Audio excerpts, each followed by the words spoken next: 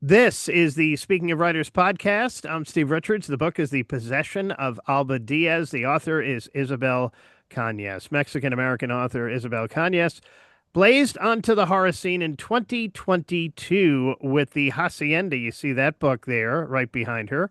A stunning Latinx take on the haunted house tale, and followed up with Vampires of El Norte, which is the one there in the middle. Nice product placement there.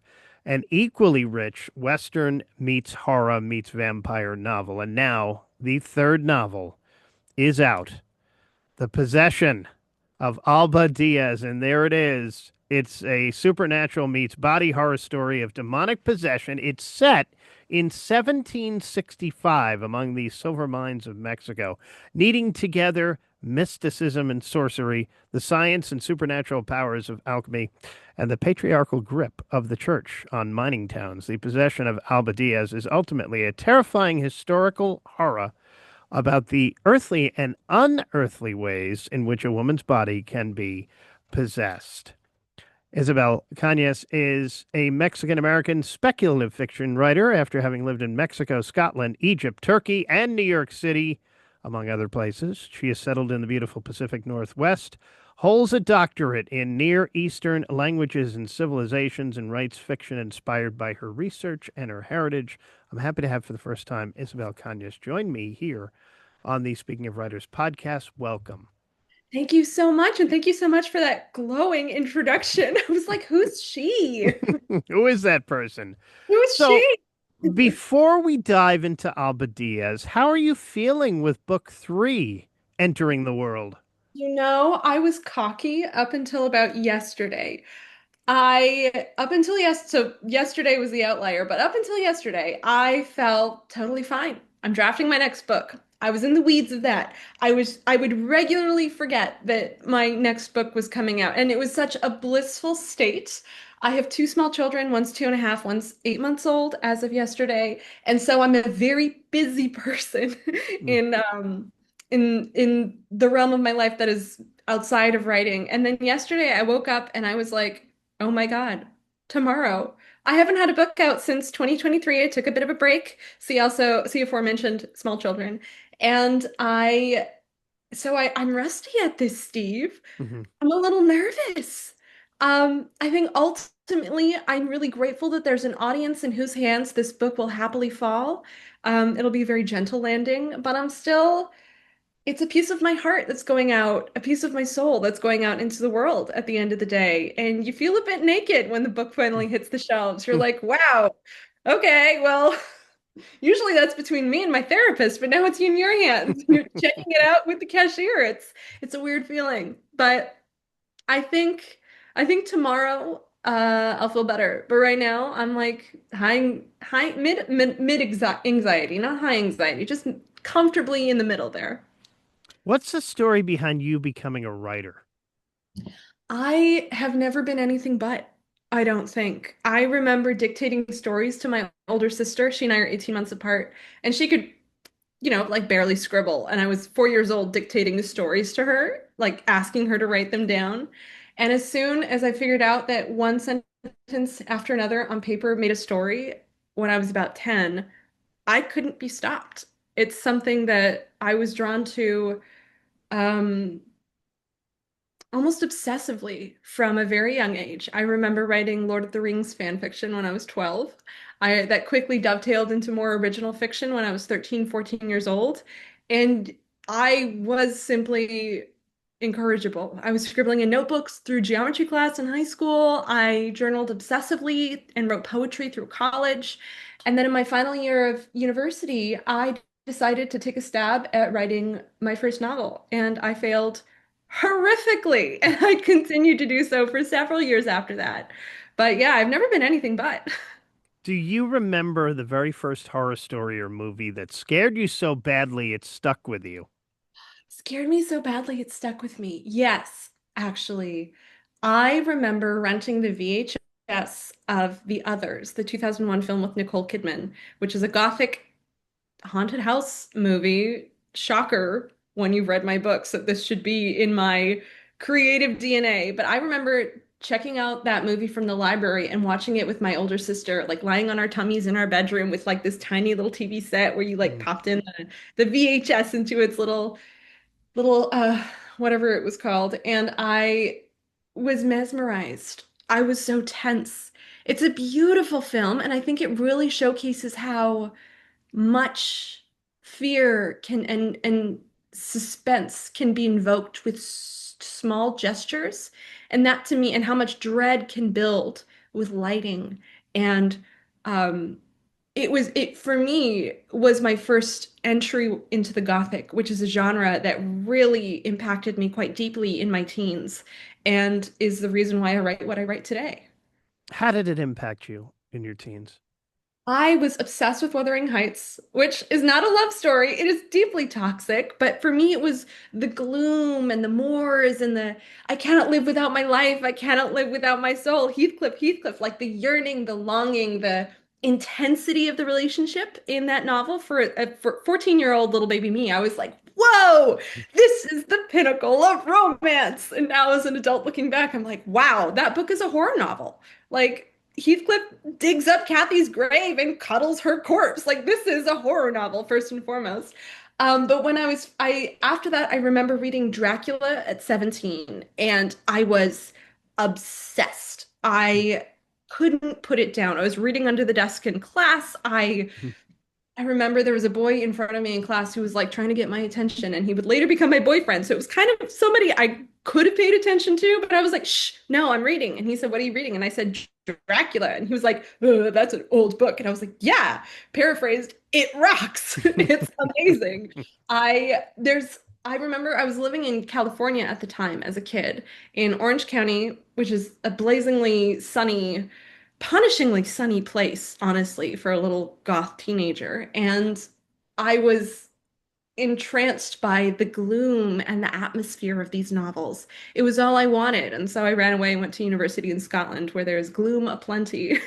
And it was there that I first read Toni Morrison's Beloved when I was a first year in an English class.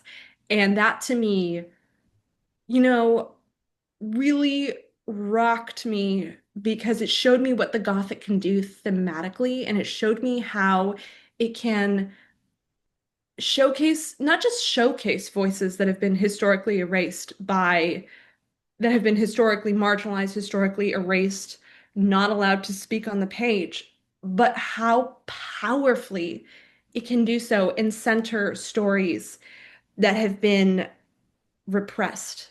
And the Gothic is all about repression. So post-colonial, that is an example of the post-colonial Gothic that I now write. And so I would not be the writer I am today without those novels. You've now tackled haunted houses, vampires, and demonic possession. Are you working your way through a personal horror bucket list here? I think it could be seen that way. When it came to the haunted house, that for me was an organic place to start because I lived in a haunted house when I was a child. Before I moved to punishingly sunny Southern California, I lived in the suburbs of Chicago in a house that my aunt swears up and down was haunted. She had experiences in that house that were very uncanny and difficult to explain. And I, as a 5 and 6 year old, was paralyzed with fear by certain parts of the house. And it is a personal, so that was definitely a personal bucket list item. I had to write my way out of the dread that living in that house inspired. It was a catharsis. And I think I will write haunted houses again and again throughout the course of my life because there's so many nooks and crannies to explore, if you'll excuse the pun, but I'm bumps. And with vampires, I sold my publisher a vampire book. I happily sold the Hacienda in an auction, and it was for 2 books. And my publisher, I remember in our conversations, my editor asked, like, you got anything else, like on the back burner? We want to offer for 2 books. What have you got? And your girl got nothing, was the true story. And instead I said, vampires. She said, done. And so I had to write a vampire book. And I think more when it comes to the personal bucket list, more than vampires is the setting um, of Vampires of El Norte on my personal bucket list because it's set in the Rio Grande Valley of South Texas, which is where my mom's family hails from and have for many, many generations.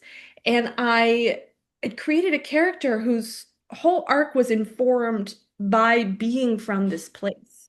And he had wandered his way into another book that I pitched to my editor. And she said, nah, start from scratch, keep him.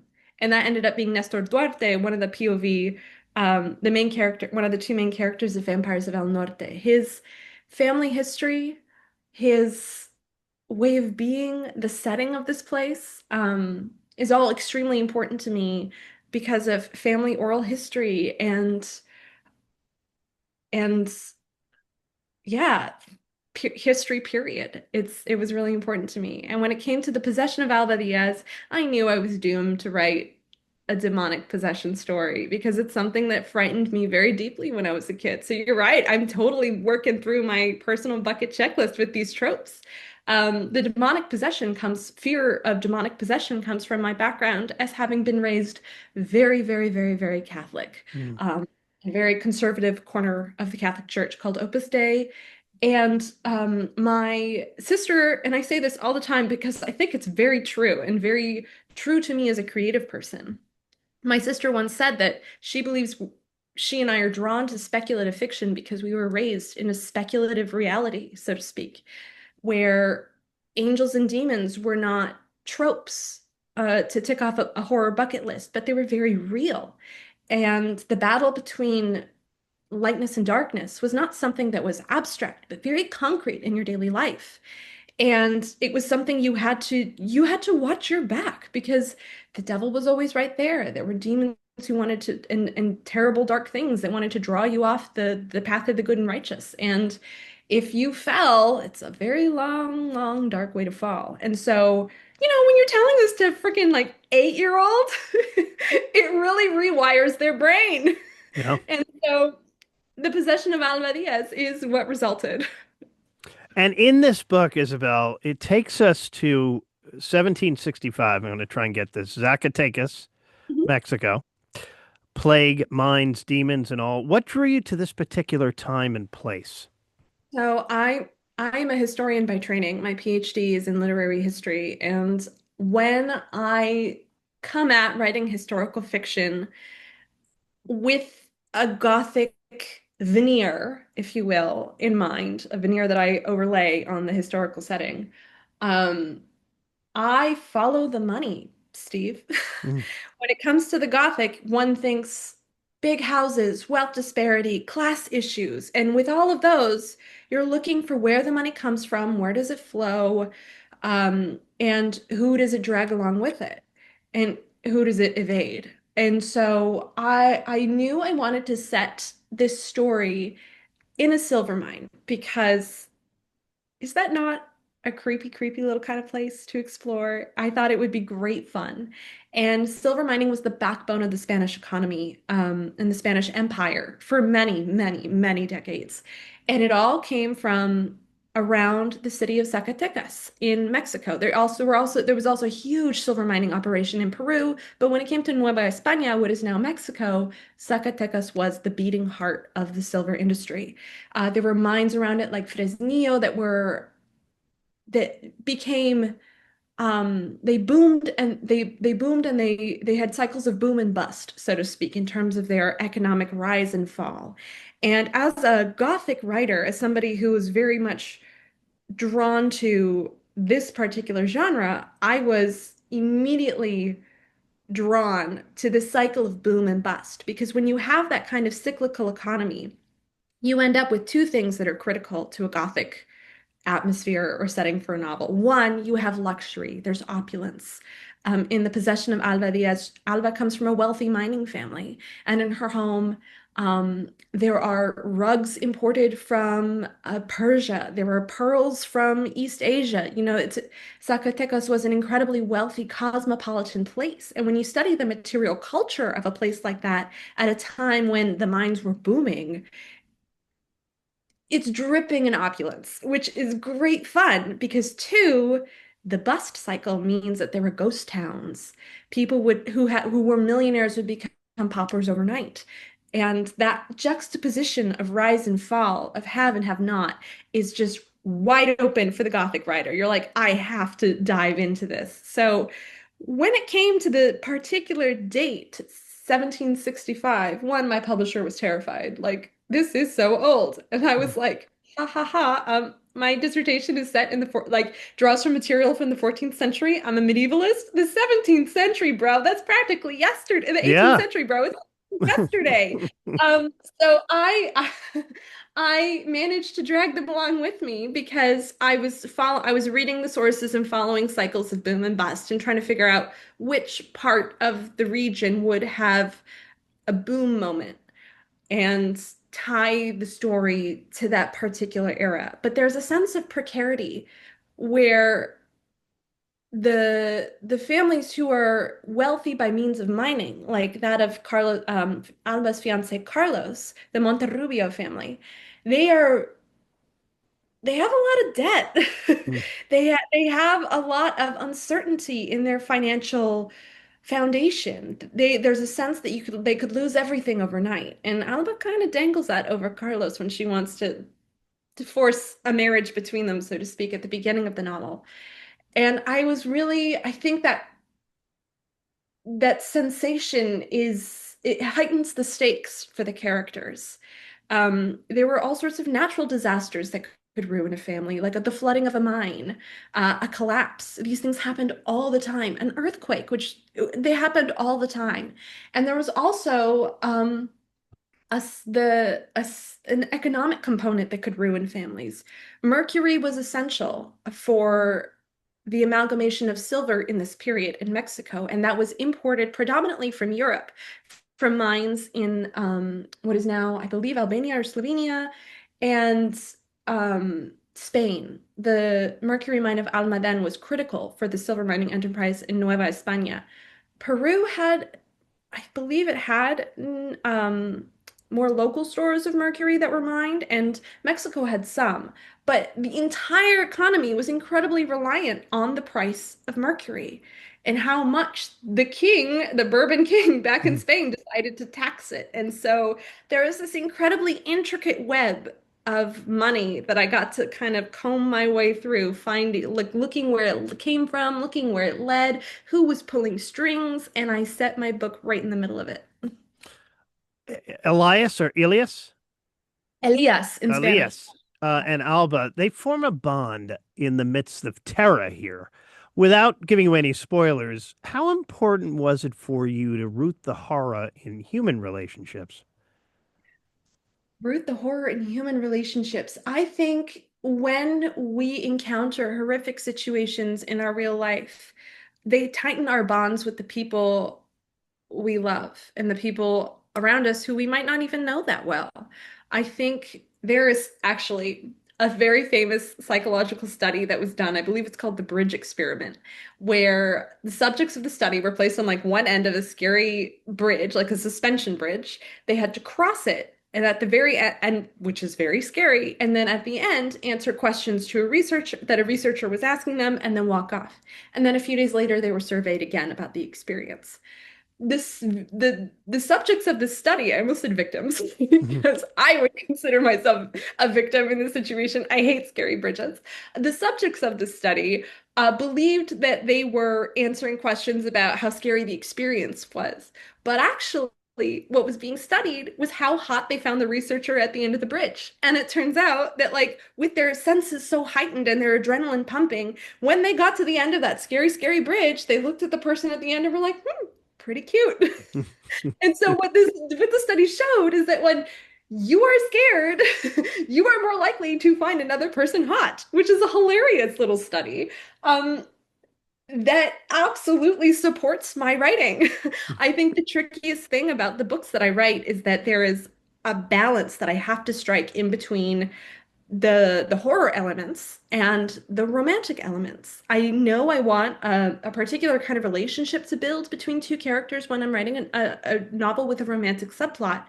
But how on earth are they going to have moments that build that relationship in between, all of the exorcisms and the vampires chasing them through the dark and the haunted house closing in? It's shockingly tricky, actually, to find places where they can kiss for crying out loud. But in The Possession of Alba Diaz, I I really leaned into the trope of somewhat forbidden attraction. I think I obviously earlier spoke a lot about my passion for Wuthering Heights when I was growing up, and like at the end of the book, Kathy and Heathcliff are both married to other people, but extremely attracted to one another, and was fascinated by that dynamic as a teen and continue to be. I think it creates a lot of tension, a lot of yearning, a lot of repression, a lot of, oh, they can't know. It's delicious to write through. It's really fun to play with in terms of character. Um, yeah, so at the end of the day, I personally believe that horror and romantic arcs are walk hand in hand, and I will Mm. continue to write them together. Isabel, you now have three novels. There they are on the windowsill right over your shoulder there. Under your belt, how do you feel you've evolved as a horror writer? I think I'm less likely to pull punches. I think on a craft level, I very much believe that I will continue to learn and keep pushing myself to create tighter and tighter writing and more rewarding catharsis at the end of novels. And I think that my books thus far have shown that growth. And I look back at them and I have fondness for each because they represent the person I was when I was writing them. They represent the artist I was when I was writing them. But I believe in terms of the horror tropes, I am more likely to go for the jugular. I'm less afraid and I'm more confident in my skills on a very nitty-gritty line level to execute the kinds of scares that I feel more and more comfortable going after.